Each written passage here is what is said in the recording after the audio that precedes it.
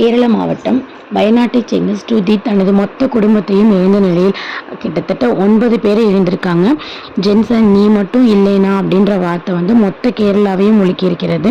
நம்மளவை சேர்ந்த ஜென்சன் என்பவரும் ஸ்ருதியும் 10 வருடமாக காதலிச்சு ரெண்டு பேர் வீட்டில் சம்மதம் வாங்கி 2 பேருக்கும் நிச்சயம் செய்யப்பட்ட நிலையில் வயநாடு நிலச்சரிவில் மொத்த குடும்பமும் உயிரிழந்து விட்டாங்க.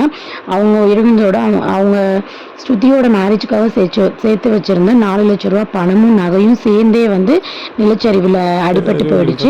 இதில் ஸ்ருதி மட்டும் எப்படி தப்பிச்சாங்க அப்படின்னா, அவங்க அக்கௌண்டன்ட் படிப்பு முடிச்சிருக்காங்க. கோழிக்கூட்டில் உள்ள ஒரு ஹாஸ்பிட்டலில் ஒர்க் பண்ணிட்டு இருக்காங்க. அன்னைக்கு நைட்டு பணிக்கு அவங்க போயிருந்ததுனால அவங்க குடும்பத்தில் மொத்த பேரையும் அவங்க இழந்துட்டாங்க. அவங்க மட்டும் உயிர் பிழைத்திருக்காங்க.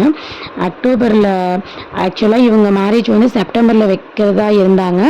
அவங்க எல்லாரும் இறந்ததுனால அக்டோபர் மாதம் நம்ம மேரேஜ் வச்சுக்கலாம், ஆனால் கிராண்டாக வேணாம், சிம்பிளாக ரிஜிஸ்டர் மேரேஜ் மட்டும் பண்ணிக்கலாம் அப்படின்னு சொல்லி இருந்த நிலைமையில் ஆகஸ்ட் 29 ஸ்ருதியோட உறவினர்கள் இறந்த இடத்திற்கு சென்று காரியங்கள் செய்துட்டு வந்திருக்காங்க.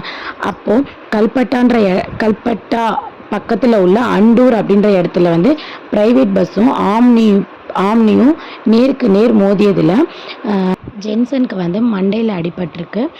மூக்குலேருந்து ரத்தம் வந்துட்டே இருந்திருக்கு. ஸ்ருதிக்கு கால் ஃப்ராக்சர் ஆகிருக்கு. அவங்களோட சேர்ந்து அவங்க உறவினர்கள் 9 பேர்த்துக்கு காயத்தோட ஹாஸ்பிட்டலில் அட்மிட் ஆகிருக்காங்க. இந்த சூழ்நிலையில் ஜென்சன் இறந்துட்டார். ஜென்சன் இறந்த நிலையில் ஸ்ருதி இருக்க ஹாஸ்பிட்டலில் அவங்க பக்கத்தில் கொண்டு வச்சுருக்காங்க. மயக்கத்தில் இருந்து பார்க்கும் ஸ்ருதியை எந்திரிச்சு அவங்க ஜென்சனை பார்க்குற அந்த பார்வையை பார்க்கவே முடியல. ரொம்ப ஒரு கஷ்டமான சூழ்நிலை இது. இப்போதைக்கு ஸ்ருதிக்கு துணையாக இருந்த ஜென்சன் இப்போ உயிரோடு இல்லை.